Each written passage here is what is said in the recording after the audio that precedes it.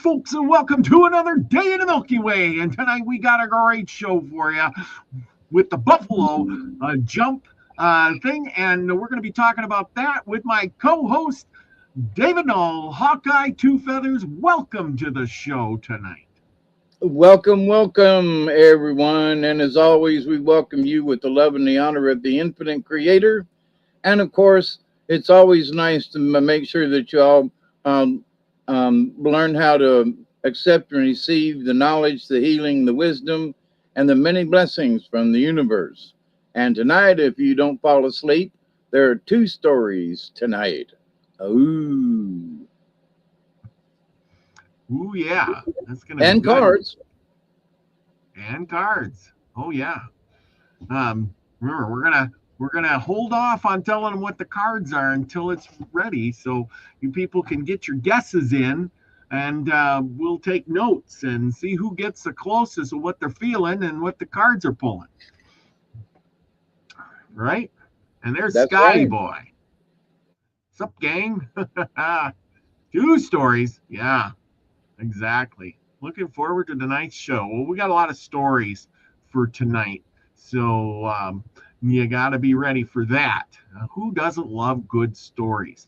A little bit of information and a good story. So I got this book right here, Cowboys, Mountain Men, and Grizzly Bears. And if we got a little time, I'm going to talk about a little bit about the grizzly bears. But first, we're going to talk about the most important part, which is the buffalo jump. If you don't know what a buffalo jump is, it's where the natives would run the buffalo off the cliff. And so that's what we're going to talk about tonight as we get into it. So let me tell you a few things. Well, buffalo jumps. And, when people today hear the word buffalo jump, they usually imagine chaos, dust in the air, animals running blind, something reckless, something brutal. But that picture comes from misunderstanding, because a buffalo jump was not chaos. It was a precision. It was knowledge passed down through generations. And it was people who knew the land so well that they could guide an entire herd using nothing but terrain, timing, and trust in one another. And there was no engines, no rifles, no fences, just human beings, stone, wind, and instinct. And they failed. And if they failed, there was no backup plan. Failure meant hunger, and failure meant winter, and nothing stored away. And that's something modern people don't even grasp. What's in your cupboard for the winter, huh? And this wasn't sport. This wasn't excess. It was the survival at the edge of uncertainty. A buffalo jump required discipline. Every person had a role, and the runners, the callers, the elders watched the wind. The women preparing for the work that would come afterwards. And because the hunt didn't end at the cliff, it began there. Every part of the buffalo mattered. Meat became food, and fat became fuel. Hide became shelter, and bone became tool. And sinew became thread. We don't think about that stuff. Well, nothing was wasted. We Let me. know. I just want to interject. This was before the horse. Yes. After the horse, yes. But as he's describing this was before the horse, and for thousands of years, this is how they did it. So I'm sorry, I just needed to interject that. No. That's totally fine. So anyway, let's see. Back to the show. Well, anyway, they used the sinew for thread, and nothing was wasted. Nothing taken lightly. That's the part that should make us pause. And for thousands of years, people, the Plains tribes hunted this way. So remember, thousands of years. And the buffalo still survived. The herds remained strong, and the land remained alive. It wasn't until progress arrived that the balance broke. The same people who looked at buffalo jumps and called them savage went on to slaughter the buffalo by the millions. and sometimes leaving the bodies to rot where they fell. And somehow that was called civilization.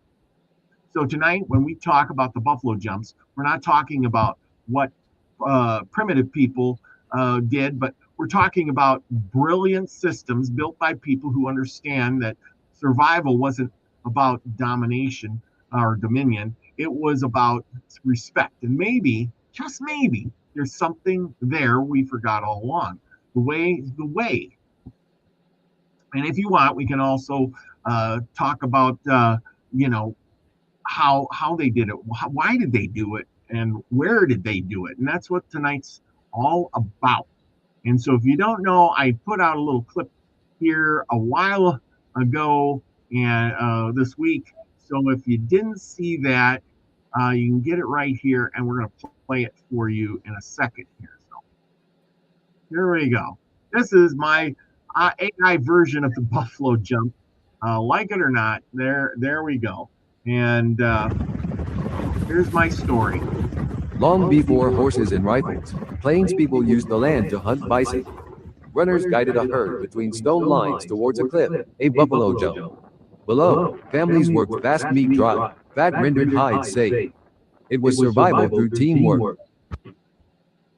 Yeah, so there you go. Teamwork. That's what it's kind of all about, is the teamwork. What do you think of that? Hmm? Absolutely.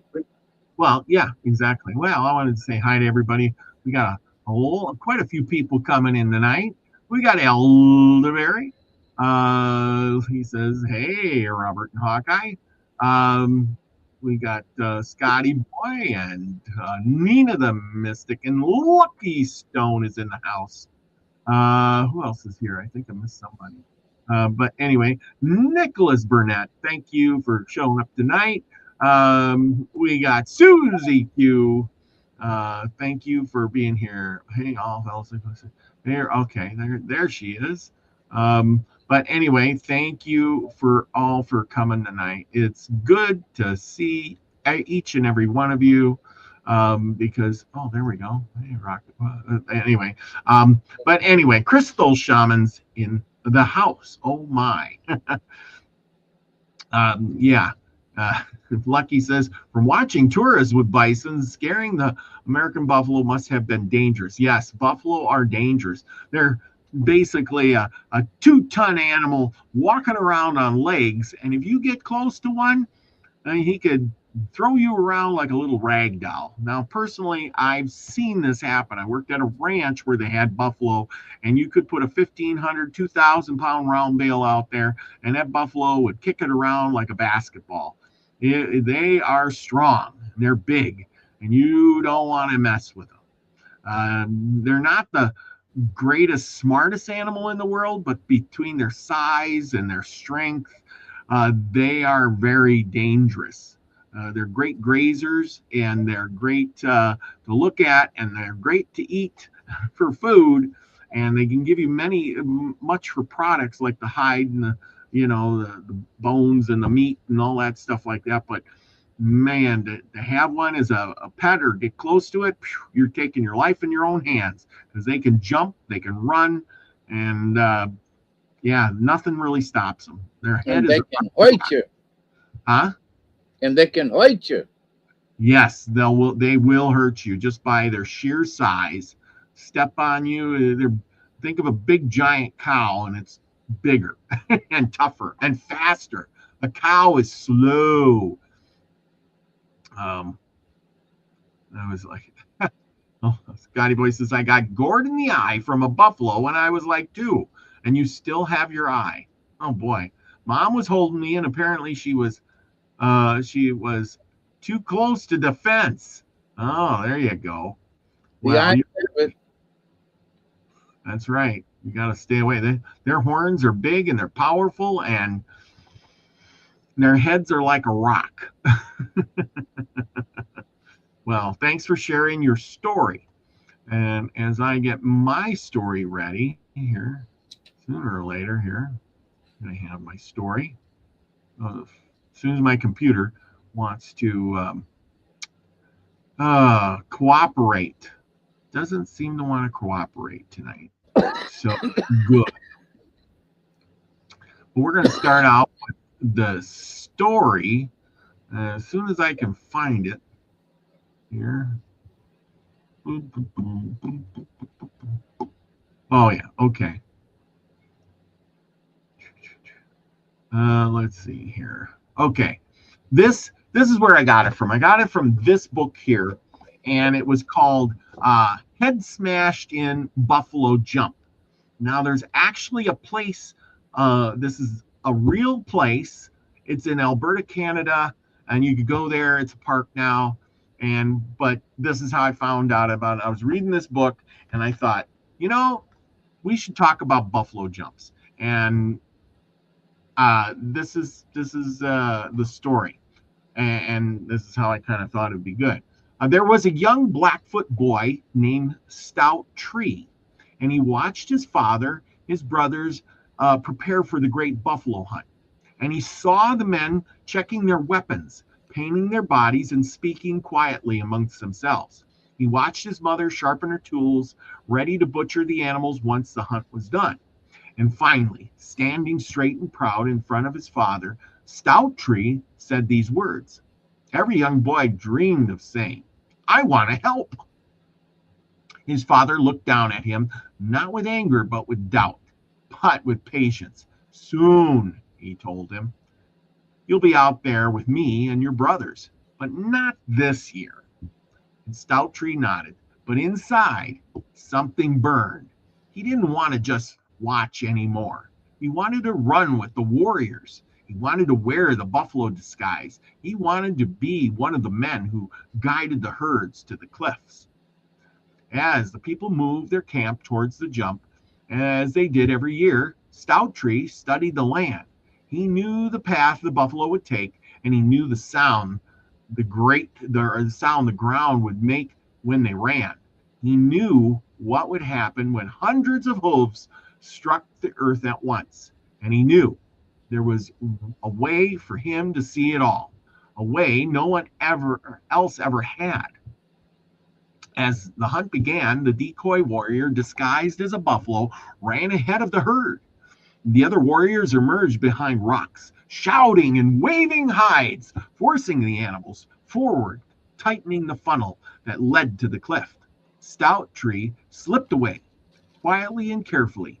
He made his way down the base of the cliffs, darting from rock to rock, heart pounding, not with fear, but with excitement. Boy, the adrenaline was running. He had seen the buffalo fall from above his entire life, but now he would see them from below. He pressed himself against the rock wall. Then he felt it, a low rumble. At first, distance, like thunder, far across the plains, then stronger, deeper. The ground began to tremble beneath his feet. The sound grew larger, and louder. He felt in his chest, it in his bones, and then they came.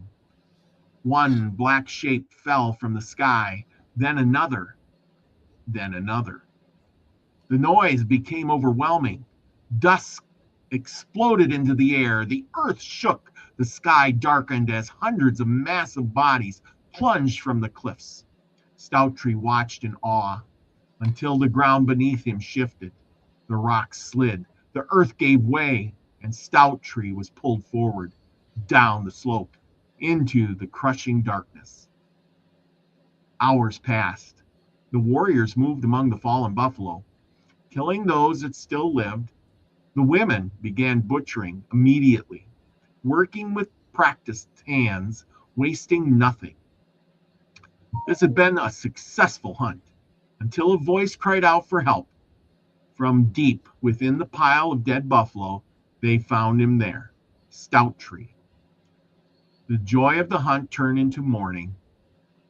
The boy who wanted so badly to become a warrior had given his life trying to witness the power of the hunt from a place no one ever should. And in his honor, the people named the place after him, Head Smashed in Buffalo Jump. Well, this method of hunting was not reckless. It was a precise And every animal mattered. Every part of the buffalo would be used, and meat, hide, bone, sinew. The people knew something others would later forget. And even one buffalo, if even, now remember, even if one buffalo escaped and learned the danger, that knowledge could pass to other herds. And so the hunt had to be complete. European hunters would later criticize these methods, while their own practices nearly wiped the buffalo from existence entirely. Buffalo jumps like this one were used for thousands of years, and some remain active until the early 1800s. Not as cruelty, but as survival, as cooperation, as respect for the land and the life it provided. And so when we talk about buffalo jumps, we're not talking about savagery. We're talking about planning, community, memories, and sacrifice. And the young boy named Stout Tree, who wanted more than anything to stand among the warriors. What do you think of that? Yep. Yep. Oh yeah, I know. I mean, it's it's quite the thing, Elk? Oh no, yes.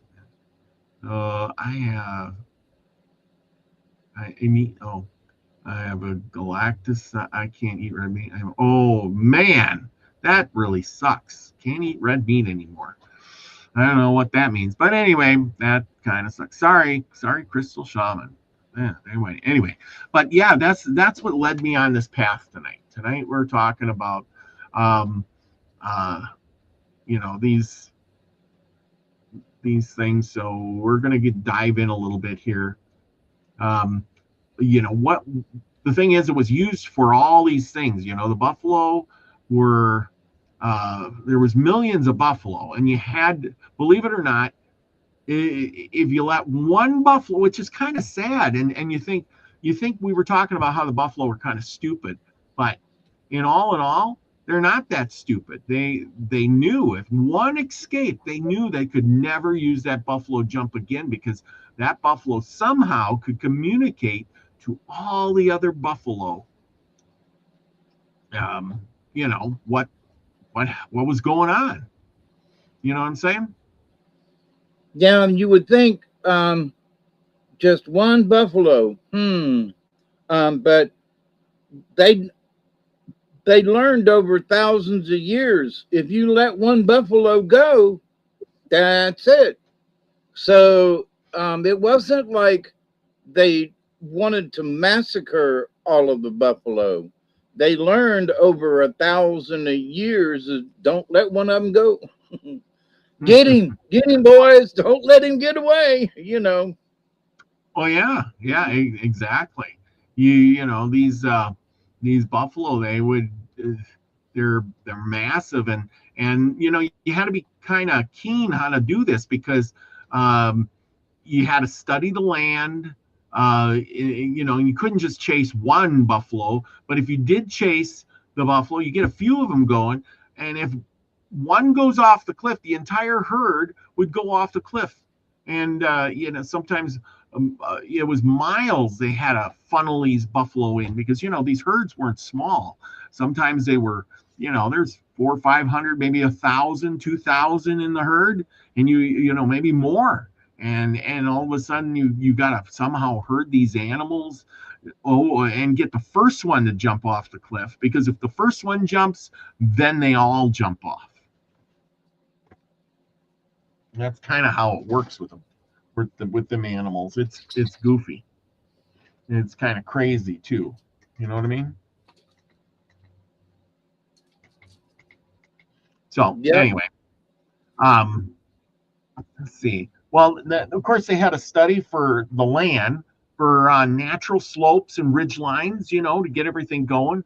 They had to look for the narrowing terrain. That's why when you found a good buffalo jump, you had to make sure that you could use it over and over again, because if you didn't, and the terrain had to be just right. It had to work as a natural funnel. The hunters had to use these routes, and they put they used stones because that's what they had. They didn't have fencing, so they used stones, and they would pile these up kind of to, kind of funnel the herd in. They might And not to have hide behind. the what? And to hide behind. Well, yeah, exactly. But well, you don't want that herd to run you over. But it Right, didn't. but they piled up the rocks so they could hide behind the rocks so the buffalo didn't run them over. Because a lot of times in some of the area, um, there was, the rock was about 2 foot off the ground. It's the highest point, and so they had Yep, to pile something up to protect themselves, yep. Well, as well as do the funneling. oh yeah, and once you get that herd panicked and running, you got to keep up the momentum of it. And then once the herd is committed, to go, uh, you couldn't really turn them. They're going to go whichever way, and then you've got to plan this all out, so that they don't turn left or right. They have to keep going and going and going, and as long as you keep scaring them, they will just run and run and run. And so they use the younger men, sometimes teenagers. These runners would be fast, and they would be disciplined on what to do because you can get killed. You had to be brave enough to run just ahead of the stampede that could crush them in seconds if you slipped. So you didn't want to slip either. Kind of like Stout Tree, who, whoops, I shouldn't have been under that cliff. Because when you get hundreds and hundreds of these buffalo, they'll literally shake the earth. Shake the earth. The hunters knew that one mistake could ruin the entire operation. They had to really communicate, and especially, they didn't have walkie-talkies. It wasn't like, oh, hey, they're coming up the left side, bring up the other runner, it wasn't like you were out there sending smoke signals either. You just had to know what you were doing. You had to be there and literally, using your mind to get But the they job. did use smoke signals too, though. Well, yeah, but I mean that buffalo herd's running. He ain't out there going, okay, faster now. Type out an A and a B and a C. No, but they would let there if the herd was moving, there would be scouts up on a hill, so that would let the folks know over the ridge. Because if you go down over the ridge, you couldn't see them coming, and so there'd be somebody up higher on with a point, and they'd be looking out, and they'd see them down yonder, and they'd light a fire, and as soon as they saw that fire with some smoke, then the folks downhill would go, okie dokie, they're coming now. So they did use small smoke fires to relay, where the herd was, kind of thing. So yeah, but no, to your point, no, they weren't sitting there with little fires fanning them as the herd was coming. No, it wasn't that. But they did hire some. They did have somebody higher up that was observing and would let everybody know when the herd was moving. So, but yeah. Yeah. Well, and I agree. You send that first signal and let the people at the bottom of the cliff know, hey, we got the herd running, but once it's running and stuff, I can't imagine, you can't communicate. No, put it this way. I'm talking about fast communication, like, hey, the herd's turning, how's that guy way back there with the fire going, oh, it's turning? I didn't know that. No, but they used flags. Oh, that like could be semaphore, because we use that kind of thing in the Boy Scouts now. One of the things I've seen recently, and I thought it was amazing. I didn't know we were going to do something on this, but it was in Montana. Mm-hmm. And there's a place, I can't tell you where the name is, where the place is, but that was called a buffalo jump. And so these folks were like, buffalo jumps. They looked at the terrain and said, but there are no cliffs in the area that one would, would think of as a buffalo jump. And so they went searching in this area on foot to go find out what was going on. and all they found was they saw where the Indians had piled up rocks on either side of this ridge, and it led downhill, right? So, and Yeah. it wasn't a high mountain. It was just down over this hill, but down the hill they had a rock over here and a rock on this side, and where the natives would um, holler to keep the buffalo inside the channel, as it were. But as it went Mm. down the hill, all it was it was more like a stumble than um, a jump off. But it came down, and then it was a drop off of about 2.5 to 3 feet, and they Yeah. ran around, and so, but you could tell the way the rocks had been piled, as to how they funneled the buffalo down to this jump off point. But there wasn't 3 feet of difference. I've been in sand traps on the golf course that were deeper than that. But you get a buffalo that's running along at a good speed and falls off the edge of a sand trap and into the sand trap, he's going to hurt something. So, but Yeah. anyway, it was amazing how, where most folks think of a big cliff and thousands of buffalo, ending their demise, this was a bump in on the side of a hill, basically. And Yeah. but that's where they um, when the herds were in the neighborhood, they could get them to go in that way and be tricked enough, because it's just a hump, not a cliff. So apparently it had been used for years, because there's a spot on the map named after it. Yep. Here's one. It's called. It's in Montana. It's Madison Buffalo Jump State Park, a Montana state park location near Bozeman. And you're right. Like up here, I mean, you got a little cliff, but then I mean, if it's not that far of a fall. You know what I'm saying? Yeah, but there was one. This one was even shorter than that. Yeah, I'm trying to find one that would be. But you gotta. That's the thing. You gotta find the right one where it's flat enough, and then it just comes to abrupt end. Because otherwise, you're not gonna run them up to the top of a mountain and then, have them jump off. You know what I mean? Because then they just Yeah, turn around. if the hill is steep enough, running downhill, you can get a momentum going that, like, you can stumble real easy, and Yeah, they so run um, up.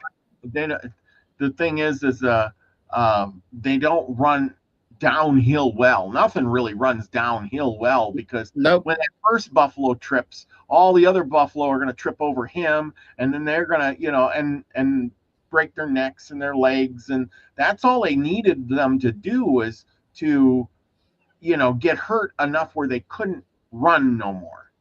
Well, And once that's you, why this one was not very steep, but it was the location at the bottom of this hill that made them stumble and fall, and that's how they got their buffalo. But anyway, so I just wanted to point out that it didn't have to be a high cliff for it to no, be a buffalo jump. no, it doesn't, and that's the whole thing. Here's a map.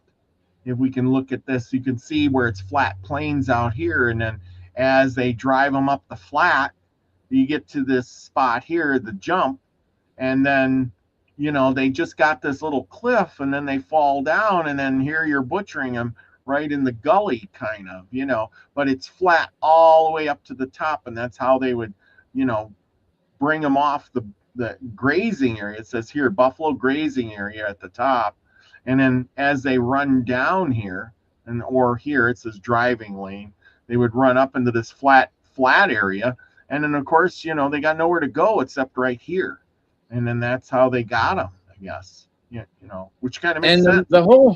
the whole herd might not have jumped off the side, but as the herd turned, they're the ones around along the edges that got pushed over the side, Yep. you know? And Yeah. so the herd could have run all the way around the edge of that mesa there. But because they were scared and during the turn, there were going to be, buffalo along the edges that slipped and fell. And then, of course, there would be those folks down below that would, go and get them and butcher them. Yeah. And it says here. So it wasn't that, in that one area, not all of them fell off of one spot. They fell off along the cliff as the herd went along. So, but anyway, yeah. Yeah. So that's how they did it. It's quite interesting. Like I said, you can see that here's a buffalo and the thing and how big it is, and with the kids, I mean, it's buffalo are big. That big animal there will gore you to death, run right over you, and that's and you can't just walk up to it and try to kill it or something when you're hunting for it, and that's the whole thing. So anyway, just some ideas of that. Okay, let's get back to let's see here, where I was. Okay, what happened after the fall? Once the animals fell, work wasn't over, and this was just the beginning. Some bison died instantly, and others were injured and had to be dispatched, being killed quickly. Then came the butchery, and this was organized. It was not chaos, frantic like. Nothing went to waste. The meat was eaten fresh, dried as jerky, or made into pemmican. Now, pemmican is a mixture of berries, herbs and whatever you had, some salt and lard, basically grease. And they made this into pemmican, which was dried berries and stuff. And this would keep for the winter, and that's your winter food. Okay, so the fat, which is really important to them, was rendered for calories and storage. And that's what you make the pemmican out of. And the fat was used for tons of things. That's what they lived on. That's where you really, got your calories from. The hides became clothing. They became blankets and teepee covers. For hundreds of years, they didn't have canvas teepees. They had buffalo skins as teepee covers. A buffalo, once it's stretched out, makes a huge cover. And of course, the bones are as hard as rocks, and they became tools, scrapers, needles, handles, etc. More, all kinds of things. Clubs. Clubs, yes, exactly. A big giant buffalo bone, and they're like rocks, but lighter. And the sinew. I don't know if you know what the sinew is, people, but that's that white material. It kind of holds the bone and the meat and the to the bone. It holds the muscle. Thinking the muscle to the bone. If you got that caught in your teeth or you were cooking it, it's the really tough part that you can't chew up. Tendon. A tendon, yeah, the sinew, tendon, same thing, isn't it? And this was basically their food system. And sometimes it wasn't a single hunt. Usually it was fall and spring. The two good parts of the year, where it's cooler out, so the meat keeps, because if you did it in the summertime when it was, hot, the flies and bugs and things like that. And, it's the meat rots. So, if it's cooler, winter, fall, the meat will keep for a long time. I mean, you got to have time to cook it, smoke it, and process it, basically, just like you would if you took it to the butcher shop. But also too, where were the herds? So it might be that in the springtime you're where the herds are, and you might have traveled for a month and a half, 2 months to get to where the herd was. Yeah. And then you had to make arrangements to get some or part of the herd moved towards the nearest jump. Yeah. And then, but 6 months later, after you get done with that one, if you don't have enough for the whole year kind of thing, then you got to follow the herd. You got to find the herd and then see if there's a jump nearby. And so, you know, you just didn't call up the herd and say, "Hey, come back up here. We want you to do this over again." You know, so Yeah. they had to follow them. They had to know where jumps were.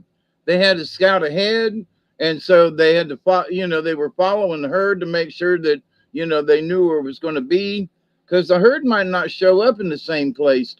Next spring, it might be 20 miles to the east or north or south, and they could be in the neighborhood, but you go, but they were here last year. Yeah, but they're 20 miles over there this year, Yep. No, I agree. I agree. or And 5 miles. And, well, 5 miles would make a big difference if you had a jump set up, to funnel the herd kind of thing, well, And so, exactly. And if I mean, 5 miles, especially when you're on foot. I mean, exactly. remember, these buffalo jumps were done when they didn't have the horse, and you're on foot. 5, 10, 20 miles makes a huge difference. Like, that's a whole day's run to get them herded. And if they don't want to go, that's why I think they keep saying over and over and over in a study that I did was, hey, if you let one go, apparently that one could tell all the rest of them not to go there. Then you could never get them to go that way. Isn't that crazy? You think these animals don't communicate? Anyway. Okay, let's move and on. with a simple moo and a nod. Yeah, exactly. What? I mean, moo, and all the other cows know what they're talking about. I mean, it's weird. How do they do that? So what is all this about? Spiritual meaning in the culture. And this is basically for the Plains tribes. It wasn't for the Eastern tribes or the Western tribes. They just didn't have this. The buffalo wasn't just food. It meant their life and death for the winter. It served as clothing, shelter, tools, ceremony. All came from the buffalo, basically. Yes. And became, because of that, the hunt carried responsibility. And there were protocols, believe it or not. There was respect. And there was the understanding that taking life meant honoring it. And it was not wasting it. And I think that's why the natives were so angry when the white man came along. Even though they had horses and stuff, they were so angry that the white man would go out there and just shoot these animals just for their skins and tongues and just leave them rot and lay on the prairie. It was crazy. I'd be mad too. Of course, we were showing you some of these sites. There's some in Montana, a lot of them in Montana. Most of these sites, but the one that's famous is the head smashed in buffalo jump, where archaeologists have found deep layers of bison bones stacked generation after generation. And this could be spanning back thousands of years. And, it's got to make you think. Thousands of years running hundreds and hundreds of buffalo off a cliff, so they knew what they were doing. They planned ahead. Right? And the thing is if the herd was moving and the herd turned and there was only, a few of them fell off the edge, they still had food. They could go back and, and try it again. The buffalo didn't run off the edge. They turned, but, 1,000 herd of buffalo, there's going to be a stray around the edges and they're going to slip and fall. And so it's still going to be effective, Yeah. And so, especially out west where there are, steep cliffs. Yeah. Oh, yeah. But one of the things too that that they could do would to make their own stumble. In other words, you can pile up a couple of logs, on the side of a hill, Mm-hmm. and to give it a little bit of a rise. So as they ran down the hill, they tried to jump over the logs and trip and fall. So, there were ways to, you know, knock over a buffalo, especially if you was hungry. Yep. And the best way was to trip them, and break a leg and have the other buffaloes trample them, and that's the best way to to get one down. That's So right. That's right. That's right. So, buffalo jumps. They just like this. I said earlier, in about the 1800s, they kind of stopped, and buffalo jumps just didn't disappear because they didn't work. They declined because the world changed. The arrival of the horse transformed plains hunting. Mounted hunters could take bison without cliffs. And later, European style market hunting, railroads, and repeating rifles mass slaughter nearly wiped out the buffalo entirely. And ironically, the people who criticized buffalo jumps as a waste were the ones who almost destroyed the species. yeah. Which is crazy because the Europeans came, oh, we got guns, we're just gonna, shoot and shoot and shoot. There's millions. But they were mad because the buffalo jumps were having thousands of buffalo run off a cliff and they all died at one time. So, oh, that's so sad, but it ain't so bad if we just shoot, 5 or 10 or 20 a day. I don't know what makes it better. It's like, And the pictures of the buffalo hunters standing on mounds of dead buffalo, you know, yeah, thousands of buffalo in a pile, and standing on top like, oh, look what we did. absolutely. Yeah, I know. The greed of men. Yeah, I know, and they're doing it well. It's profit. And today, we look back and think, what did we do? But we've made so many species either come close to extinction or extincted them, like the passenger pigeon, and we almost extincted the buffalo. We almost extincted a lot of things, everything from woodpeckers to wild everything. You name it. People were like, "Ooh, I got a rifle, and I'm gonna go out and get me one." And next thing you know, ooh, it tastes good. I'll get me 10. And then, well, there's so many of them, I can just keep on shooting because there's so many. Or like the ivory bill woodpecker, Yeah. which used to be plentiful in my backyard. I still say that there's one in my backyard, but actually it would be a pair. But Yeah. they wanted them for their feathers. Yeah. They were too scrawny to eat. They wanted them for their feathers because they had become popular in Europe, and Yeah. so they decimated them and desecrated them.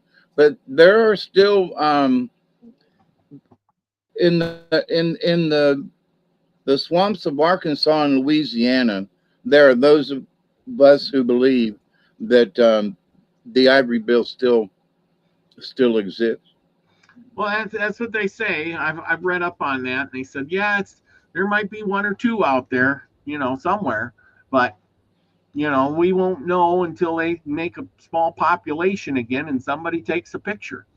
Um, And the there's all. thing is, as a person who lives in the swamps and all, of course, it's a dry swamp now, but I've got a pilated woodpecker from here, just through that window is is the woodpecker hole in the pine tree, and every day he's out there knocking on it, and there's a tree down in the woods not far away where you can hear him banging on the tree, and I can hear him, and seeing him fly back and forth. So, but I'm assuming that it's a pilated. I haven't been able Mhm. to get close enough with a a binocular to be able to see it clear enough. My point is that any woodpecker like that is very difficult to sneak up on. You just don't sneak up on them. Yeah. You can. I've waited in the yard and looked and watched, and you don't sneak up on them. Or No, it's that's hard to sneak up on them. So, but uh, anyway, oh yeah. Um, so here's your thing. I looked it up. The ivory-billed woodpecker, uh, just learned it's believed to be extinct. So some people are seeing them. They're getting some pictures. The ivory-billed woodpecker is a woodpecker native to the southern United States and Cuba, believe it or not. Habitat destruction and hunting have reduced populations so severely that the last universally accepted sighting in the United States was in 1944, and the last universally accepted sighting in Cuba was in 1987. Wow. How about that? and one And of the last sightings is in the Red Hills district of North Florida and South Georgia, and which is on the Ochlockonee River, and my backyard is the Little Ochlockonee River. So they were up and down the watershed here in my backyard. So yeah. Well, and you can go through here and here. It says ivory-billed woodpecker, the largest of the woodpeckers north of Mexico, third largest in the world. And the ivory-billed woodpecker was a bird of old-growth forest in the southeast United States and Cuba. Of course, you should cut down all that stuff. The destruction of its forest habitat caused severe population declines in the 1800s, and the only very small numbers survived into the 20th century. It was thought to have gone extinct in the middle of the 20th century. The bird was rediscovered in the Big Woods region of eastern Arkansas in 2004, but has not been relocated since. So apparently, you're right. There's probably a few of them out there. From 2006 to 2010, this Cornell lab was involved in attempts to relocate the ivory-billed woodpecker in the southern U.S. after numbers of sightings in Arkansas began in 2004. So there you go. So it's often thought as of a swamp dweller, but these people have different things about it. Associated with the muck, and has been called melancholy bird, but it's not that at all. The ivory-billed is a dweller of the tree tops and sunshine. It lives in the sun, not in the shade. Native Americans used ivory-billed woodpecker bills for decorations. Thriving bill trade existed across much of the North America, so much so that archaeologists uncovered ivory-billed woodpecker skulls far outside of the known range of the woodpecker. Wow. So even the Native Americans were knocking them off for their bills, right? yeah, but not to extinction, but No. to the point though. Yeah, they were. And I think the ivory bill is the only one. The female ivory bill does not have a red head. It's black. And so a friend of mine, they lived a couple of miles from here, and lived on a it was on a 3,000 acre plantation, and plus acreage on either side in the swamp and the river. But I had seen this black bird, and by the way, it was described by the Audubon Society as to how the bird, flaps its wings, and then it would flap and glide, flap and glide, flap, glide, flap, glide. And so was sitting around the fire with a couple of guys from Atlanta and describing this. And I said, well, I saw the female. And he goes, well, what do you mean? And he had his bird book with him, and he opened it up and had his flashlight with him. And he said, well, here's the ivory bill. And on the same page down at the bottom, I said, well, that's the bird I saw right there, and pointed to the female. And he said, that's the bird you've seen? And I said, yeah, right at the bottom of the hill here. There's a steep hill and a little, valley kind of thing. And they crossed through there and down to the river. Mm-hmm. So they went in the house and asked Serge's wife, Patrice, and she said, oh, yeah, see that picture right there, and pointed at the same bird that I pointed at. Mm-hmm. And so they were like, you guys have seen the female ivory bill down the hill, right down here? Yeah. Holy mackerel. So they came back several times, but that's how I know, not just me, but several other people, we know the birds are in the neighborhood. Yeah. So well, that's pretty good cool. for the birds. You know what I mean? Like I said, it'll take them, it might take them many, many, many years, to repopulate enough to come back.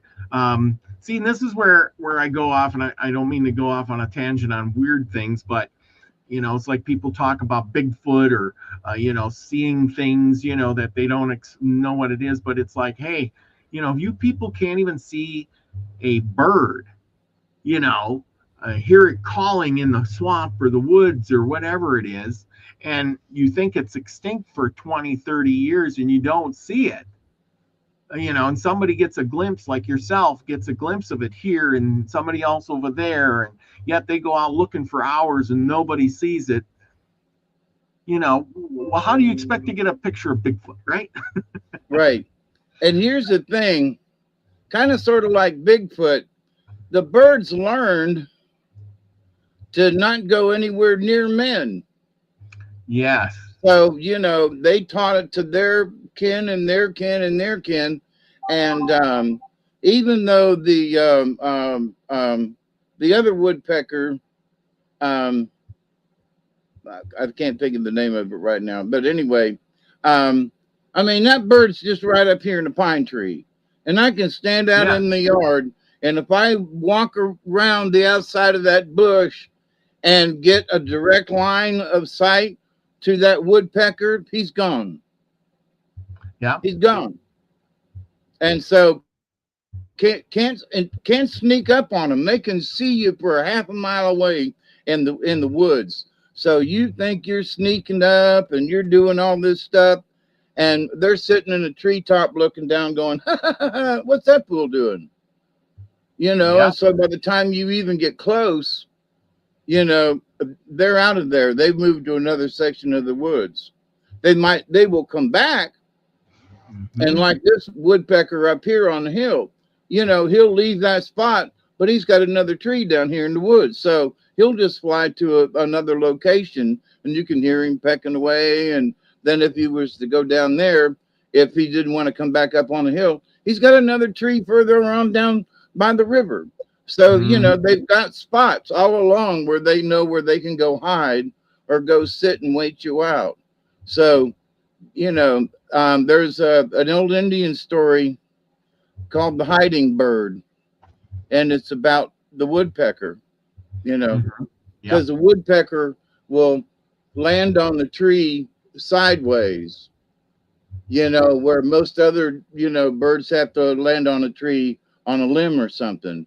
But a woodpecker lands on the tree right on the bark on the side of the tree. And so,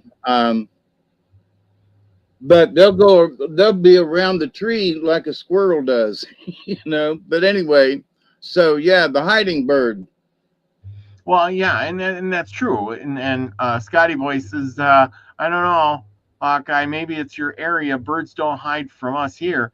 And well, that's the thing is this bird has been passed down from generation to generation, that humans want to kill you, and they want to hide, and I can see that bird, if it's got the potential to hide, would hide from any human coming near it. It's been basically bred into it generation after generation. It has. I don't carry a gun. I don't hunt, I got a pellet gun, but I don't hunt. And so I don't throw rocks or anything. And then for me, like, it doesn't matter. It's bred into the birds, Yeah. Especially woodpeckers. I can get closer to an owl. I can damn near walk up onto an owl or a hawk, but I can't get close to a woodpecker. Well, I can see him in the distance, with a pair of binoculars, but as far as getting up closer, nope. Yep. That's the thing. That is exactly it. Well, I hope you all enjoyed the buffalo hunt. I didn't get to the grizzly bear story, but hey, you got a story tonight, so we are maybe two. So we're gonna. Well, how long is a grizzly bear? Go ahead. Oh, I gotta find it here in a second. I had it. Oh, here. We got off on a woodpecker tangent, but yeah, we got off on woodpecker stuff. Well, anyway, I was talking about grizzlies, and well, it was the next story in the book, and it was we're talking about being outside with the bears and the whatever. The buffalo, and how dangerous a buffalo is, right? Well, there was a story about Lewis and Clark and a bear that they hunted on their trip, going across the country for the first time. And when they went on this trip, they discovered not brown bears, but grizzly bears, which are a lot different than the black bears that they would have had on the East Coast. And that's what they were used to, is all these, bears, that were just normal, black bear. And they knew what to expect out of a black bear. So that was not a worry to them. But then they came across these bears, and these were bigger, larger, tougher, humongous bears. So as our like 3 times as big as a black bear. Yes, and much meaner. And the black bear didn't necessarily hunt man, but a grizzly bear would. Yeah, nothing touched a grizzly bear. And so anyway, so on May 14th, this takes us way back to May 14th, 1805. And now remember, these people, they don't have the sophisticated weapons like we do. They had flint, and ball shot guns, the big rifles, and you had to, take your sweet time putting the ball down and packing it, putting your gunpowder in it. So anyway, here we go. Lewis and Clark expedition. In moving along the Missouri River, pushing deep into land most Americans had never seen, never touched, and honestly don't fully understand yet. A small hunting party of 6 men is out in canoes. They're hungry. Supplies are tight. Every pound of meat counts. Then they spotted a massive grizzly bear sleeping just a few hundred yards from the river. As big as a wagon, honey color, fur, chest, rising slow, completely unaware anything is even wrong in the world. Remember, these bears didn't fear anybody. There's nobody out there who were killing a bear because, they didn't have any guns. The Indians, I'm sure if you killed a bear, you were tough. But that didn't happen very often. And one of the men whispers, almost like he's talking to himself, "That bear is a brute." And here's the mistake, the classic human mistake. Instead of backing away and saying, "Look at that incredible beast," they think, "We can take it." They creep closer, low crawling through the grass, rifles ready. Close enough now that they can see the bear's ears twitch. Once, twice, still sleeping.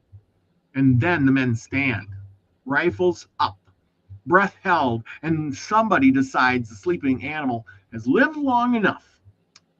Boom! The first shot cracks across the prairie. Then another, and then another. 4 shots slam into that bear.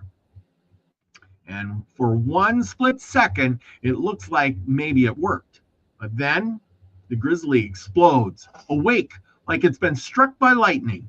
It rises up, furious, roaring, turning fast and charging straight at them. and the men freeze. Not long, just long enough to realize something terrible. The bear is not going down. The last two men fire their shots. Both hit. One is only a light wound. The other breaks into the bear's shoulder. And again, for half a breath, they think maybe it's collapse. But no. The bear recovers like a nightmare, and it charges again, full gallop, faster than anything that size should move. The leader shouts, "Run, men! Run for the river!" And now it's panic. Men scatter towards the beaches, the beach canoes, and the bear doesn't even slow down. It's brawling, snapping, drooling, flying, shaking its head like the bees are swarming in its face, and it's coming. A few men scramble to the canoes. The others stop in a cluster of willows trying to reload. Hands shaking, powder spilling, balls packed down trying to get another shot. They fire again. They manage to keep the bear from lunging into the canoes. But they also do something worse. They keep its attention. And now the bear turns on them. And here's the part that'll make your stomach drop. Their rifles are now empty. No time to reload. So they throw them aside and jump off the edge of a 20-foot embankment straight into the swirling Missouri River. They hit the water hard, thrashing, swimming for their lives, trying to put distance between themselves and the unstoppable beast. They just woke up angry. But the bear charges right after them. It doesn't slow down. It doesn't hesitate. It launches off the same bank and hits the river like a cannonball. The roar tears out of it, huge and violent, like something out of earth itself. And then the bear goes silent. For long seconds, nobody speaks. The men in the river don't even move right away because they can't believe what they're seeing. The great roaring brute is finally done. Later, they drag the bear ashore. And when they butcher it, they find something shocking. The grizzly took at least 8 lead balls, 2 in the lungs alone, before it finally died. 8. And the meat? Not even worth the trouble. Old and tough. But the skin, that was worth taking. And the men, they staggered away, nervous and laughing, not because it's funny, but because sometimes laughter is the only thing left after you realize how close you came to being torn apart. And the truth is, Lewis and Clark weren't just exploring rivers and mountains, they were learning the hard way out there. The wilderness doesn't care about bravery, it only cares about reality. And in 1805, the king of that reality was the grizzly bear. And that was Lewis and Clark's adventure with a grizzly bear. That was just one adventure. They had many, many more. Son, I told you not to poke that bear. Yeah. Didn't I tell you not to poke that bear? Yeah. Daddy, I didn't know if it was alive or dead. I just poked it once. Oh, yeah. But that was once too many, son. Now run. Yep. Yep. Skyboy says bears are nothing to play with. And then he says, that's why I camp with my S&W 500 in my tent. And he's probably right. And but you have to see, that's the thing too, is nowadays we can get off multiple shots. Back then, well, you get your one try, and then you have to spend at least 30 seconds, a minute reloading that beast. And then you get a second try. Yeah, I wonder how old. Yeah, then if you were ready and had your pouch and your ball and your powder and everything, but if you're being chased by a bear, trying to find all of that while you're running and turning and moving, and it's going to take longer. It might take you a minute when you're standing still and can do, but if you're being chased by that bear, it's going to take you 10 minutes. That's right. Scotty Boy says bear meat is full of worms. Hair is full of fleas and ticks. Oh, okay. I'm passing on the bear. Let him go. It's not worth it, he says. Not worth it. Anyway, we're going to get to your story next here. I'm glad I could share Depends that. on if you're starving, from what I've been told by folks who have hunted bear and eaten bear. So, because my thought was like, why would you in the first place? You know, because in some circles, you know, bear is sacred by Native Americans. So if you are of Native American blood, why would you hunt a bear, you know, if it's supposed to be sacred? And why would you eat it if it was supposed to be sacred? You know, it didn't make no sense to me. But apparently, if it's in the middle of winter and you're starving, you might consider it. So, okay. Yep. Well, But exactly. anywho, so I just thought everybody would enjoy that because, you know, it goes back to the dangerous animals. You know, you're coming across the prairies, down the river, wherever. It's in the early 1800s. It's the native. You got crazy wild animals that will kill you in a second. Everywhere you turn, you got the big bears over there, it'll eat you. You got the buffalo, it'll trample you. You got the natives that will kill you too. and you're out there with a black powder rifle that takes you a minute to load and a few other guys to back you up, and that's about it. It's, you know, what is it? You know, the jungle, what did the guy say? Everything in here will kill you. You're just lucky to be alive and make it through it. Right? yep, So anyway, that's like that. so with that, you're up. This is your story, Made in the Box, and I will scroll ahead. Okay, so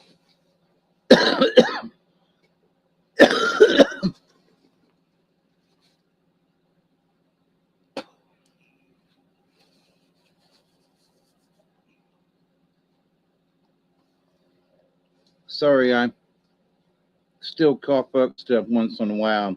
Getting old is yuck. But anyway, so we're still reading, or I'm still reading, Folklore and Legends, North American Indian by Philadelphia, J.B. Lippincott Company, 1891.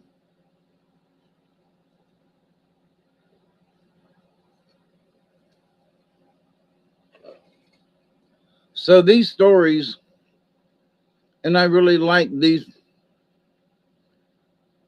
because the earlier they're, you know, like 1891, it's least likely to have been tampered with.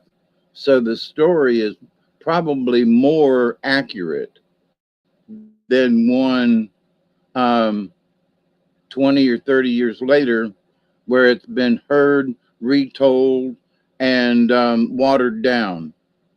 Or the story has been changed to suit the white man. So, but here is this story called The Maid in the Box. There once lived a woman called Monito Kaway, female spirit or prophetess, on the sand mountains, called the Sleeping Bear of Lake Michigan, who had a daughter as beautiful as she was modest and discreet. Everybody spoke of her beauty, and she was so handsome that her mother feared she would be carried off. So to prevent it, she put her in a box, which she pushed into the middle of the lake. The box was tied by a long string to a stake on the shore, and every morning the mother pulled the box to the land and, taking her daughter out of it, combed her hair, gave her food, and then putting her again in the box, set her afloat on the lake. One day it chanced that a handsome young man came to the spot at the moment the girl was being thus attended to by her mother. He was struck with her beauty and immediately went home and told his love to his uncle, who was a great chief and a powerful magician. "My nephew," replied the old man, "go to the mother's lodge and sit down in a modest manner without saying a word. You need not ask her a question, for whatever you think, she will understand, and what she thinks in answer, you will understand." The young man did as he was bid. He entered the woman's lodge and sat with his head bent down in a thoughtful manner, without uttering a word. He then thought, "I wish she would give me her daughter." Very soon he understood the mother's thoughts in reply. "Give you my daughter," thought she. "You? No, indeed.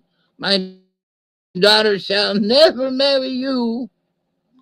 The young man went away and reported the result to his uncle. "Woman without good sense," exclaimed the old man. "Who is she keeping her daughter for? Does she think she will marry the Mujikawasis?" A term indicating the heir or successor to the first in power. "Proud heart, we will try her magic skill and see whether she can withstand our power." He forthwith set himself to work, and in a short time the pride and haughtiness of the mother was made known to all the spirits on that part of the lake, and they met together and resolved to exert their power to humble her. To do this, they determined to raise a great storm on the lake. The water began to roar and toss, and the tempest became so severe that the string holding the box broke, and it floated off through the straits, down Lake Huron, and struck against the sandy shore at its outlet. The place where it struck was near the lodge of a decayed old magician called Ishwan de Mecca, or the keeper of the gate of the lakes. He opened the box and let out the beautiful daughter, whom he took into his lodge and made his wife. When her mother found that her daughter had been carried off by the storm, she raised loud cries and lamented exceedingly. This she continued to do for a long time and would not be comforted. At last the spirits began to pity her and determined to raise another storm to bring the daughter back. This was even a greater storm than the first. The water of the lake washed away the ground and swept on to the lodge of Ishkwa Daemeka. whose wife, when she saw the flood approaching, leaped into the box, and the waves, carrying her off, landed her at the very spot where was her mother's lodge. Monendo Kwe was overjoyed, but when she opened the box, she found her daughter indeed, but her beauty had almost all departed. However, she loved her still, because she was her daughter, and now thought of the young man who had come to seek her in marriage. She sent a formal message to him, but he had heard of all that had occurred, and his love for the girl had died away. "I marry your daughter," replied he. "Your daughter? No, indeed. I shall never marry her." The storm that brought the girl back was so strong that it tore away a large part of the shore of the lake and swept off Ishkwan Damike's lodge, the fragments of which, lodging in the straits, formed those beautiful islands which are scattered in the St. Clair and Detroit rivers. As to Ishkwan Daimeke himself, he was drowned, and his bones lie buried under the islands. As he was carried away by the waves on a fragment of his lodge, the old man was heard lamenting his fate in a song. Why, hey, why, hey, why, hey, why.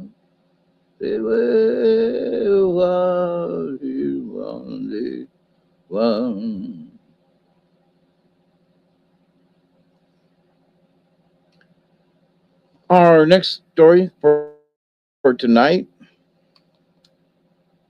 is called The Spirits and the Lovers.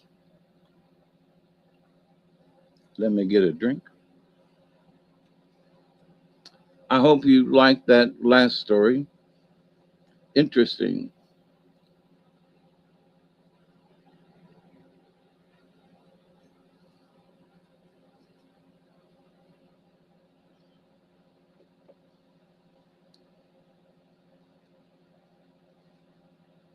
So this story again is from the Folklore and Legends, North American Indian, by J.B. Philadelphia Lippincott Company, 1891. And this story is called The Spirits and the Lovers. At the distance of a woman's walk of a day from the mouth of the river, called by the pale faces the White Stone, in the country of the Sioux, in the middle of a large plain stands a lofty hill or mound.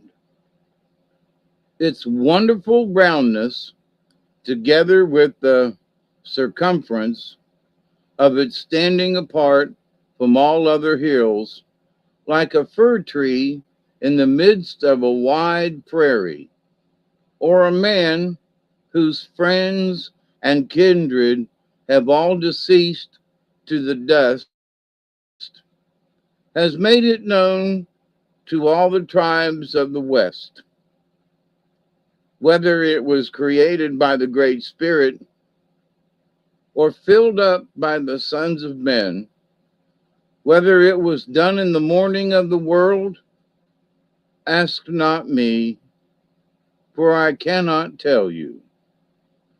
No, it is called by all tribes of the land of the hill of little people, or the mountain of little spirits. No gifts can induce an Indian to visit it, for why should he incurred the anger of the little people who dwell in it, and sacrificed upon the fire of their wrath. Behold his wife and children no more. In all the marches and counter marches of the Indians, in all their goings and returnings, in all their wanderings by day or by night, to and from lands which lie beyond it, their paths are so ordered that none approaches near enough to disturb the tiny inhabitants of the hill. The memory of the red man of the forest has preserved but one instance when their privacy was violated, since it was known through the tribes that they wished for no intercourse with mortals. Before that time, many Indians were missing each year. No one knew what became of them, but they were gone and left no trace nor story behind. Valiant warriors filled their quivers with arrows, put new strings to their bows, new shod their moccasins, and sallied out to acquire glory in combat. But there was no wailing in the camp of our foes. Their arrows were not felt, their shouts were not heard. Yet they fell not by the hands of our foes, but perished we know not how. Many seasons ago, there lived within the limits of the great council fire of the Mahas a chief who was renowned for his valor and victories in the field, his wisdom in the council, his dexterity and success in the chase. His name was Magtori, or the White Crane. He was celebrated throughout the vast regions of the West, from the Mississippi to the hills of the Serpent, from the Missouri to the plains of Bitter Frost, for all those qualities which render an Indian warrior famous and feared. In one of the war expeditions of the Pawnee Mahas against the Burntwood Tetons, it was the good fortune of the former to overcome and to make many prisoners, men, women, and children. One of the captives, Sakajaya, or the bird girl, a beautiful creature in the morning of life, after being adopted into one of the Maha's families, became the wife of the chief warrior of the nation. Great was the love which the White Crane had for his wife, and it grew yet stronger when she had brought him 4 sons and a daughter. Tatakoa, or the antelope. She was beautiful. Her skin was fair. Her eyes were large and bright as those of the bison ox, and her hair black and braided with beads, brushed as she walked, the dew from the flowers upon the prairies. Her temper was gentle, and her voice was sweet. It may not be doubted that the beautiful Tatakoa had many lovers, but the heart of the maiden was touched by none of the noble youths who sought her. She bade them all depart as they came. She rejected them all. Where the persevereness which is often seen among women, she had placed her affections upon a youth who had distinguished himself by no valiant deeds in war, nor by industry or dexterity in the chase. His name had never reached the surrounding nations. His own nation knew him not, unless as a weak and imbecile man. He was poor in everything which constitute the riches of Indian life. Who had heard the twanging of Karkapaha's bow in the retreat of the bear, or who had beheld the war paint on his cheek or brow? Where were the scalps or the prisoners that betokened his valor or daring? No song of valiant exploits had been heard from his lips, for he had none to boast of. If he had done aught becoming a man, he had done it when none was by. The beautiful Tatokoa, who knew and lamented the deficiencies of her lover, strode long to conquer her passion without success. At length, since her father would not agree to her union with her lover, the two agreed to fly together. The night fixed came, and they left the village of the Mahas and the lodge of the Matori for the wilderness. Their flight was not unmarked, and when the father was made acquainted with the disgrace which had befallen him, he called his young men around him and bade them pursue the fugitives, promising his daughter to whomsoever should slay the Karkahapa. Immediately pursuit was made, and soon 100 eager youths were on the track of the hapless pair.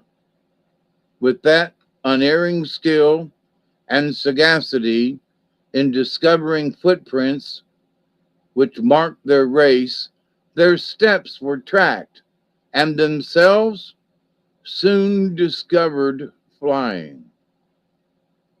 What was the surprise of the pursuers when they found that the path taken by the hapless pair would carry them to the mountain of little spirits, and that they were sufficiently in advance to reach it before they could be overtaken. None of them durst venture within the supposed limits, and they halted till the white crane should be informed of his daughter and her lover, having placed themselves under the protection of the spirits. In the meantime, the lovers pursued their journey towards the fearful residence of the little people.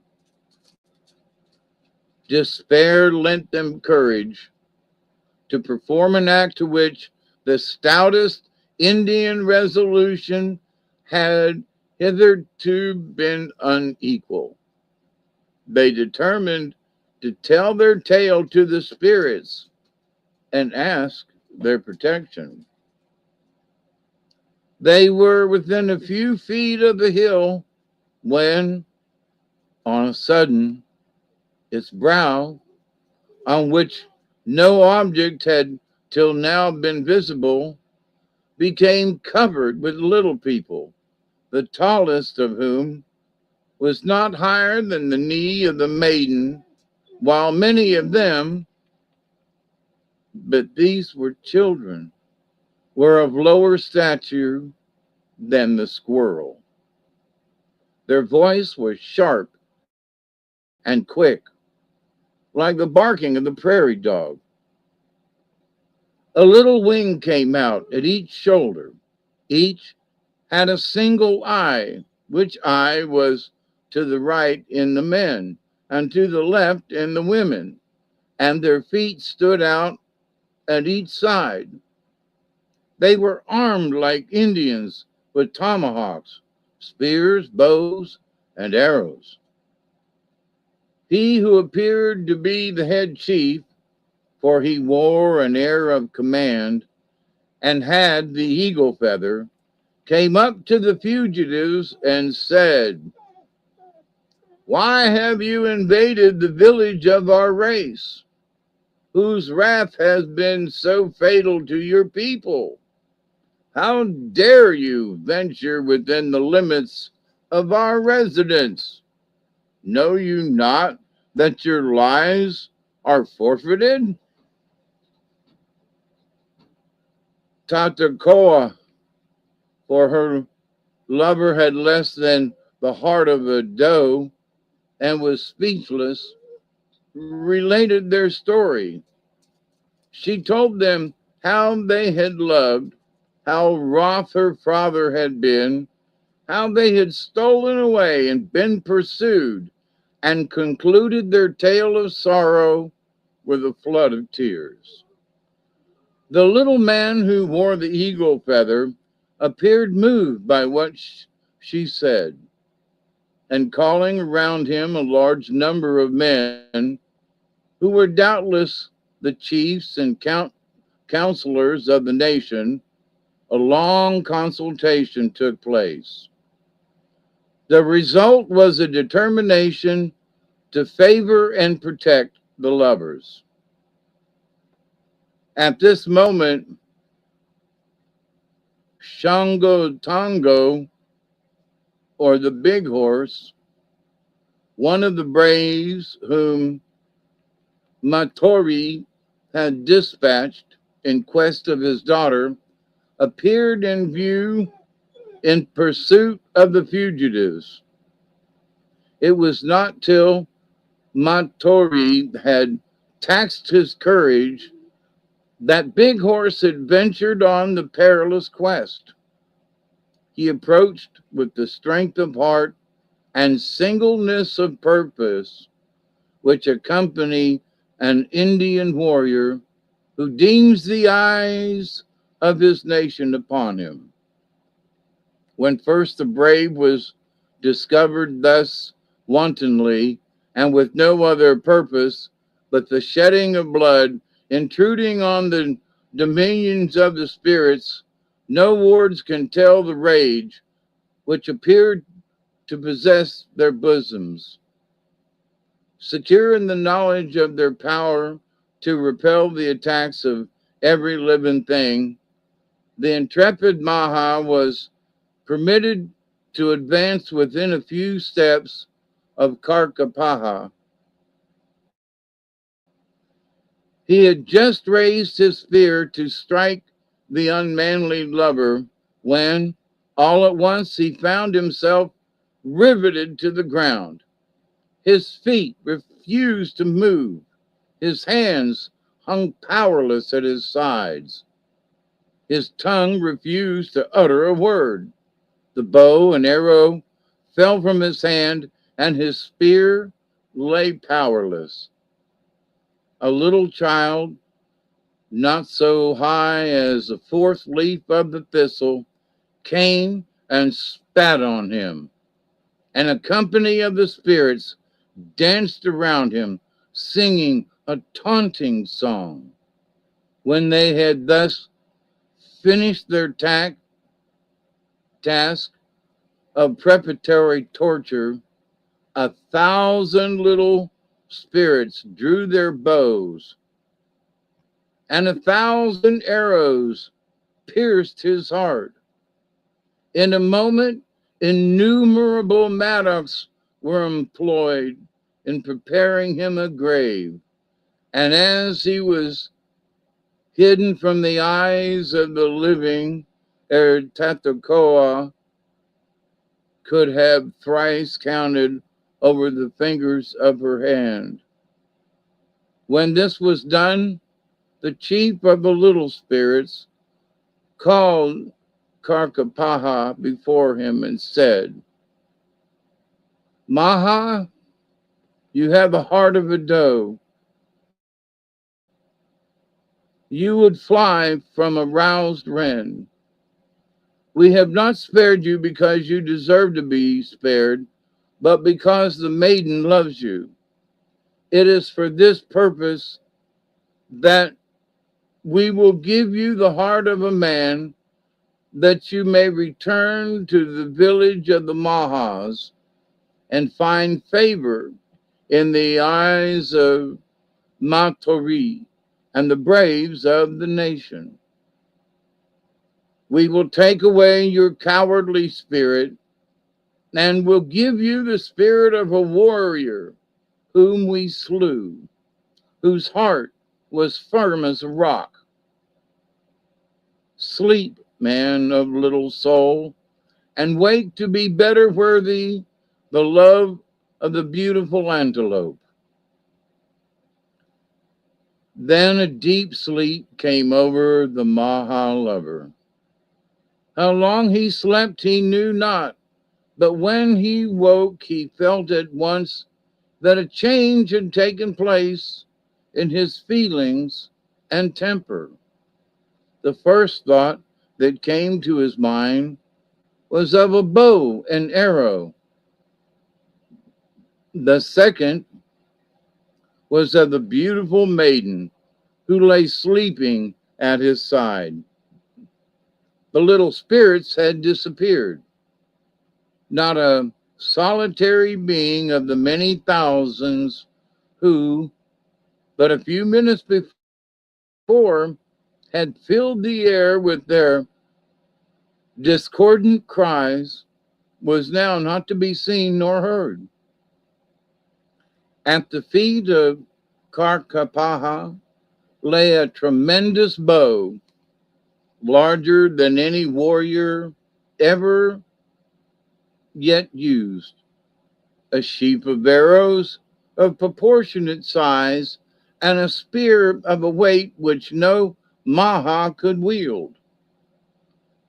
Karkapaha drew the bow as an Indian boy bends a willow twig. The spear seemed in his hand but a reed or a feather. The shrill war whoop burst unconsciously from his lips, and his nostrils seemed dilated with the fire and impatience of a newly awakened courage.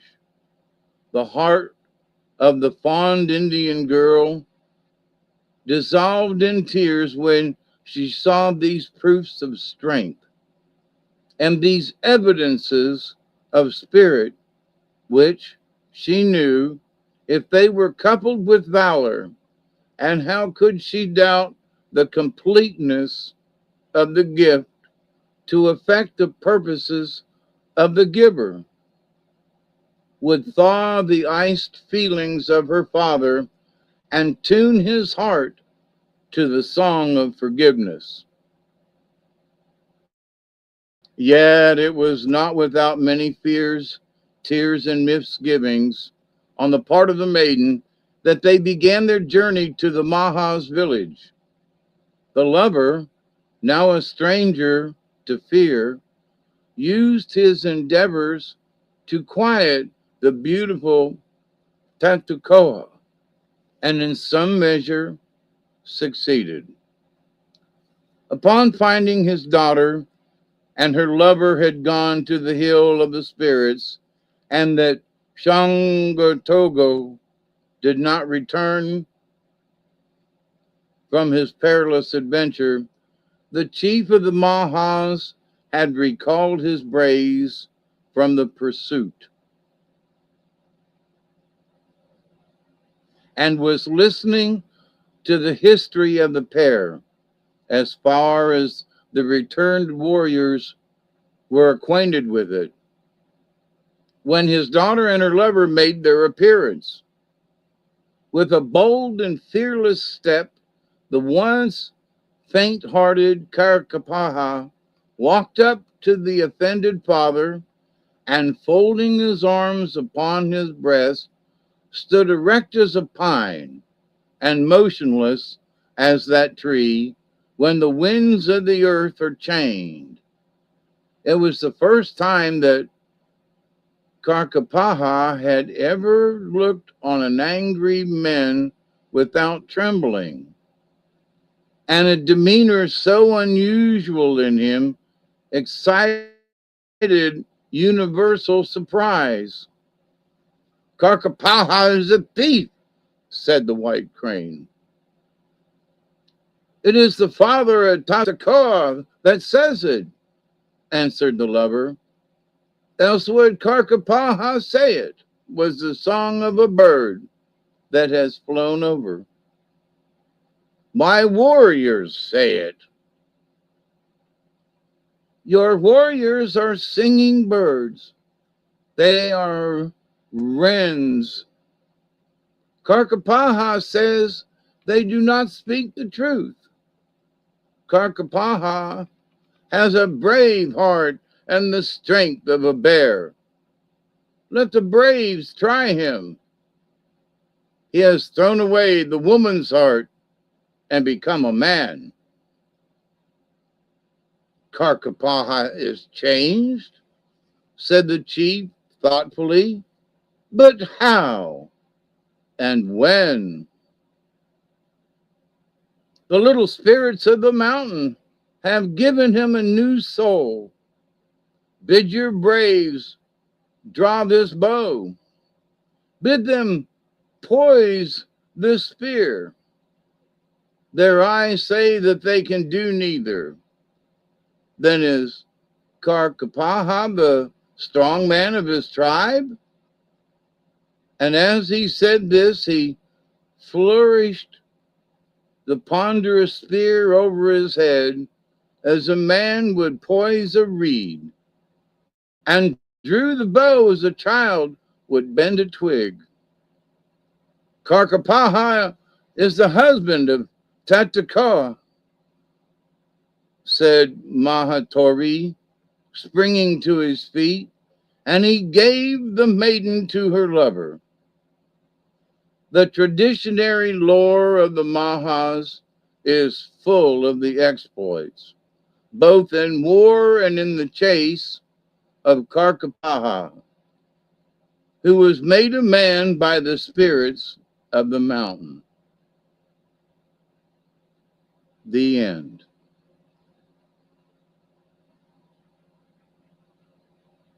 So how's that for 2 stories in a row?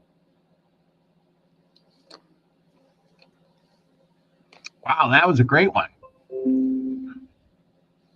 Here we go. Hey, Robert Scott is here. For the ribbit see the frog. I love it.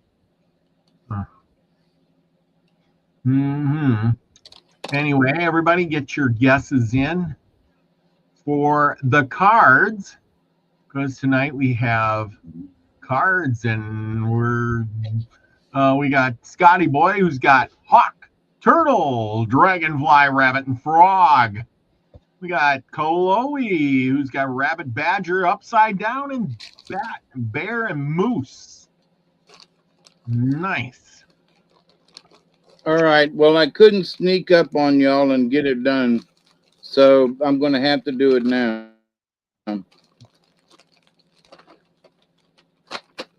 So y'all got to talk amongst yourself for a minute. I got to shuffle and get a drink. That's all right. That's what everybody wants to do. I hope y'all like those stories. Yes, very good story. Enjoyed it very much too. I mean, both of them were good. It's just, they're riveting. I mean, you got to think that back in the day, people would be sitting around a campfire while these stories get told, and they're just waiting on the edge of their seat for, the climax there. You know what I mean? Yep. And the fact that, I've talked with several folks over the years about the little people, Yeah. and I'm here to tell you, if if if there seem to be little people around, you better treat them with respect. Yes. The little people. You didn't think, but they got big magic. Little people got big magic. And how do we know there isn't little people? We're told that there's no little people. That's all crazy crap. But again, it's Every kind of like the Native woodpecker. American I've ever spoken to that has broached the subject of little people, every Yeah. man, woman, they all believe in little people. Every one of them. And that you should respect them. And not so much Well, that they're little people and they have their own magic, but it's the magic that the little people have towards the animals and the plants of Mother Earth.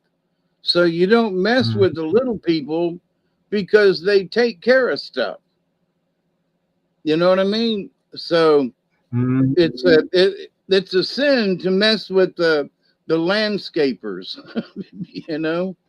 Well, exactly. That's why when you go into the forest and you're talking to the spirits and stuff and the little people, you leave them gifts and things like a pinch of the Indians would say they leave them a pinch of tobacco, a bit of buffalo hide or meat, a little bit of sugar or something, just a pinch or here and there, and not so much this or that. It's just the fact that you're honoring them. Will they come by? Will they notice? But it's ceremonial too. Yeah, and a bit of something sweet. And they like bright colors so that you could leave a piece of bright scarf or something, and just leave it for them. Bright colors, yeah. It's the significance. And they're probably all around us. We just don't see it. And again, I researching this stuff, and we don't have all the light spectrum that we see with these eyes. There's so much more that's just right in front of us, but we're living in this plane. And what if there's our light spectrum, our plane that we live in is one frequency? What if another frequency lives right next to us, just a little bit higher than we do? Or we could be living right next to another world just because we don't vibrate at that frequency. Just like humans vibrate at the same frequency Earth does. Because why? Because we're made up of Earth. We are Earth. We're just a small shave of that. And just like a radio station, FM 98.9 plays music. Yeah. 98.2 is a different station. That's right. A totally different and station. They're really close together, but they are not the same. And again, when you listen to one and you get close to another, sometimes they fade in and out of each other. Yeah, fade. You got that? Yeah. Why not worlds fading into each other? Little people crossing over, us people crossing over to them, seeing spirits or ghosts or other apparitions that, time differences. I've studied all of this stuff. Like, people think, I crossed over into a different time. Well, maybe you did, but you cross back because your frequency is this frequency, and you stepped across the other frequency just a hair for just a second or two or a minute. or they stepped over here. Were they ghosts? Were they real? They were probably real, but we don't Well, know. I watched something yesterday, that had to do with when CERN burped a few years back, 2006, Yep. and when the Mandela effect seemed to start, and the differences, and that there are folks that in this day and age say that CERN did something that bumped us into a slightly different timeline. And that's what caused the Mandela effect.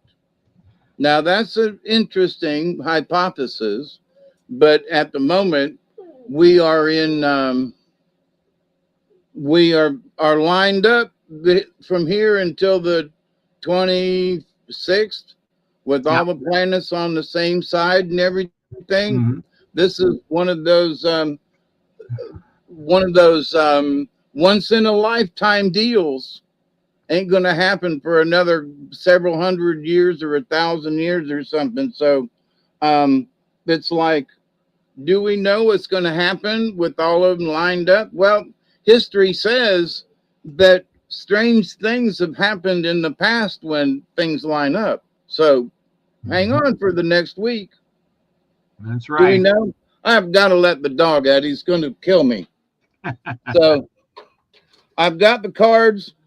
We've got Raven, Moose upside down. We've got Possum upside down. Ant upside down. We haven't had ant in a long time. Beaver upside down. Horse upside down. And maybe turtle. Okay. I'll be right back. I got to let Duggar out. Come on. No, go the other way. Go the other way. Go on. Get out of here. Go on. Shoot. Come on. Go outside. Oh, ain't that nice? Anyway, yep.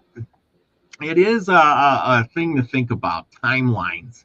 You just have to imagine that in your head and try to figure that out. But I think the solution's a little bit easier than we all can figure out. I think we're caught in our own thing. Well, while David's away, remember everybody, get out there and get your mug, get your T-shirt, the Native American Myths and Legends with Robert and Hawkeye right here, best storyteller on YouTube right there. Get yours today. Go over to the Streamlabs.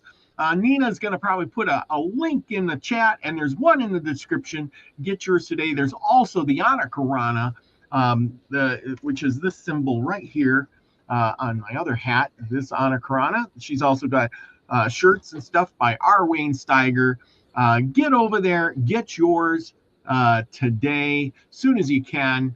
Spread the word, help our channel grow. Link is in the pin chat. Yes, that's where I seen it. It's also in the description for later. If you don't know, just scroll down a little bit underneath all of this. If you're watching this later or you forget where it is, get over to the Streamlabs, get your shirt.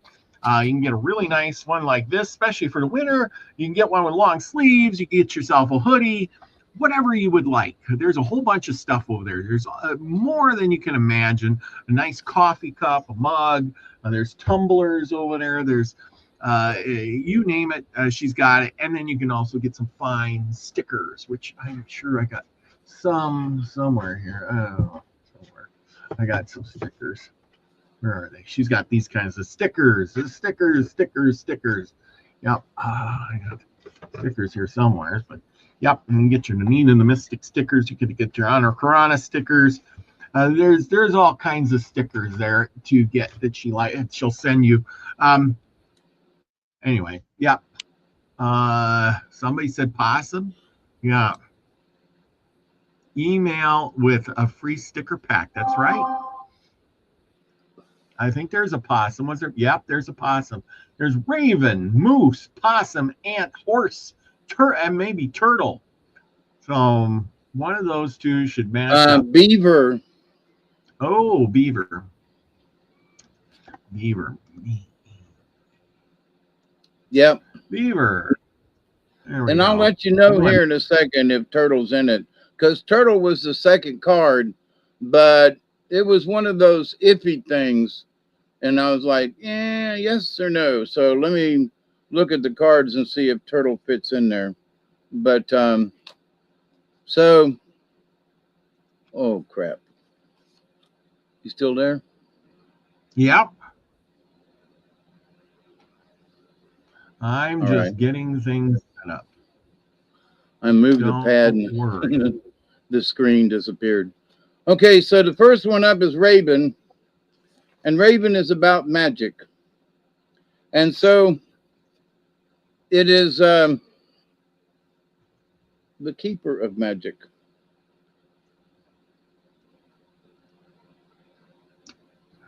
Raven magic is a powerful medicine that can give you the courage to enter the darkness. Meaning that you enter the darkness where you can change in consciousness. So,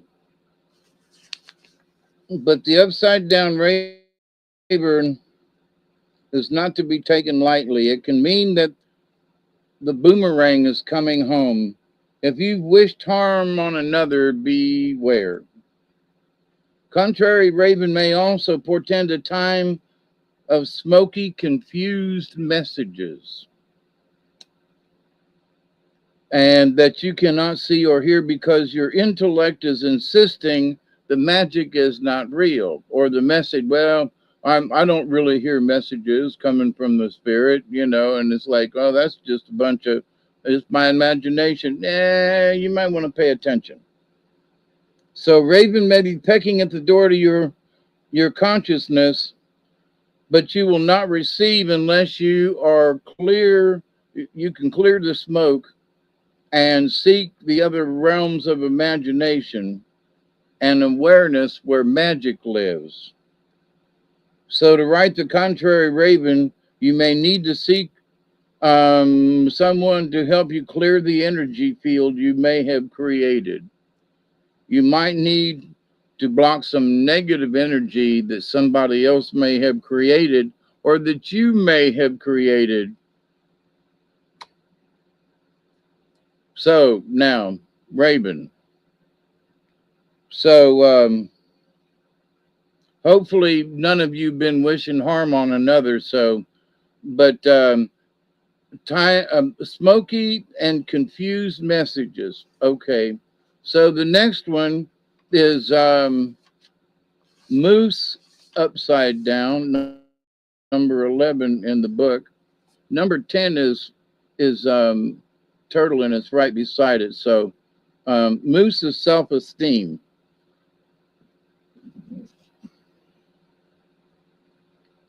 So moose is found in the north of the medicine wheel, as is the buffalo. Talking about the buffalo tonight. North represents the place of wisdom. Self-esteem is the medicine of moose because it represents the power of recognizing that wisdom has been used in a situation and that recognition or pat on the back is deserved. Now, if moose is upside down, you're being reminded that ego can ruin your sense of accomplishment. Remember that others have the same potential you have, and do not become careless and in your appreciation of their gifts. So Raven's saying there's some smokiness in the messages coming, and Moose is saying, be careful that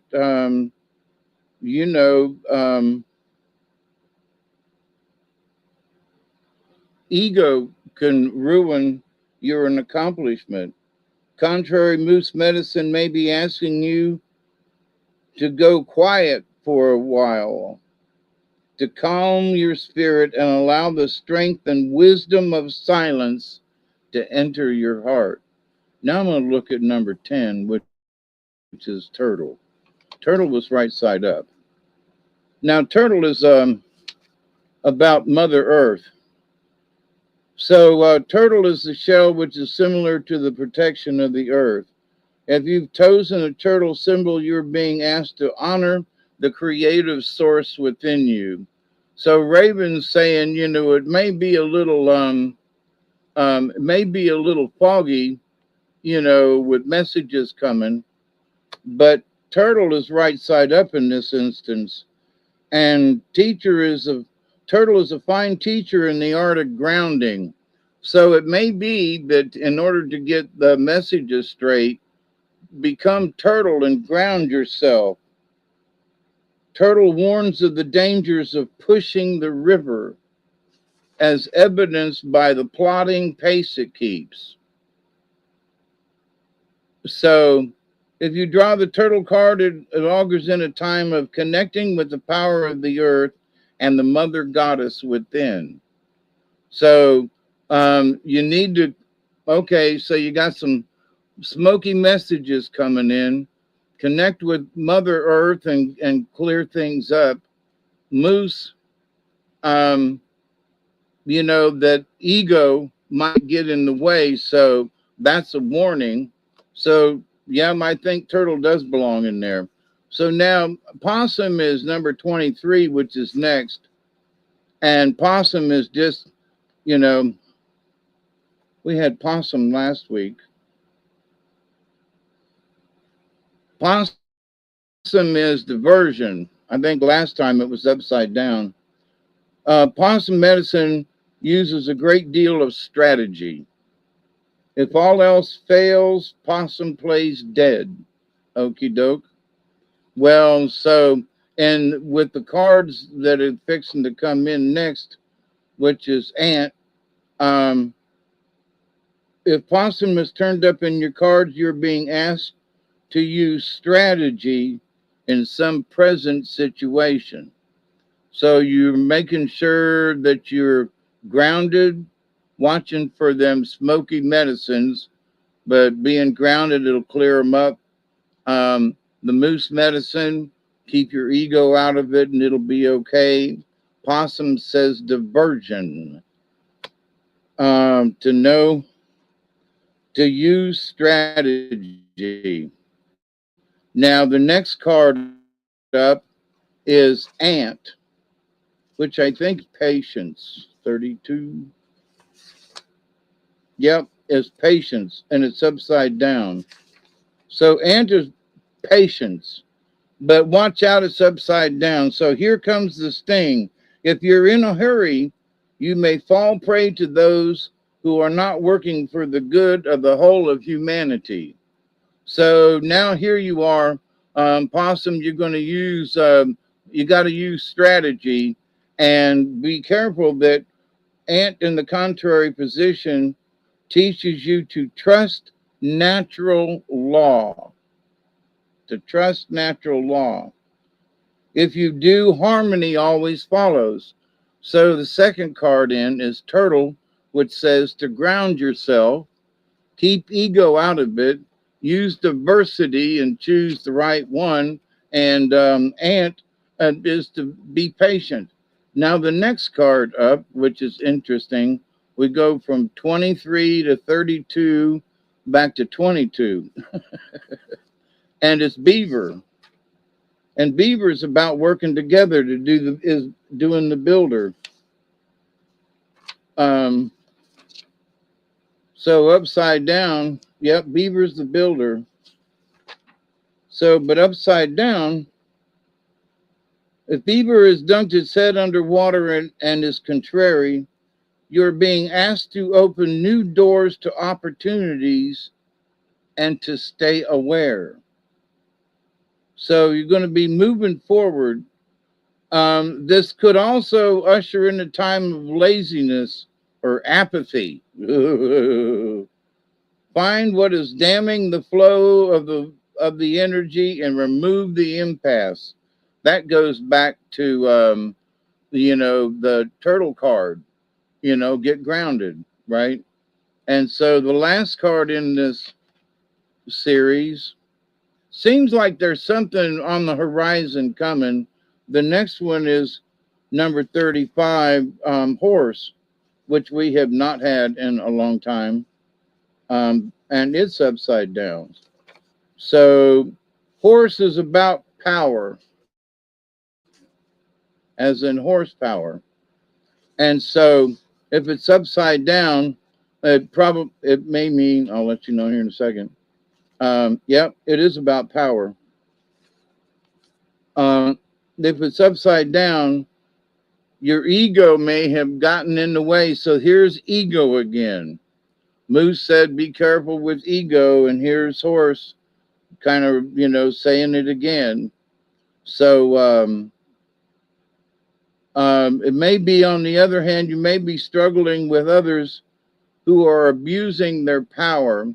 So beaver upside down. What did I just... Ant is patience. We have to be patient. Where's...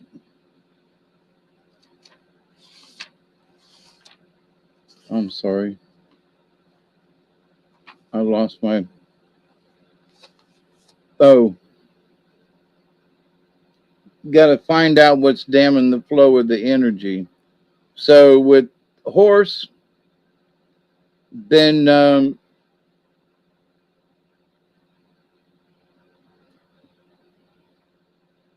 ego may have gotten in the way again. In allowing all pathways to have equal validity. Now this is for horse. You will see the power and glory of the unified family of humanity. This is the gift of the rainbow warrior.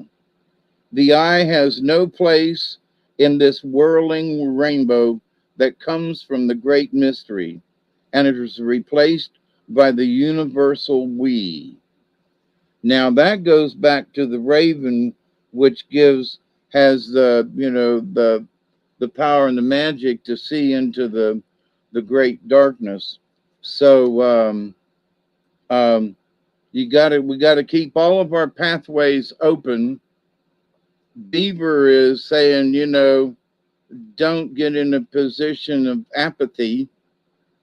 Ant is saying, upside down, got to be patient. Possum, diversity. You'll know when to play dead or when to, change out. So these aren't bad cards. It seems like there's something coming up, and you need to keep an eye on yourself and also what's going on. But that kind of sort of goes with what the astrology is saying for this next week or so, with all the planets lining up and the energies being wonky. So, keep an eye on stuff. It's not necessarily bad. Just keep an eye on stuff. Dog almighty, what is with...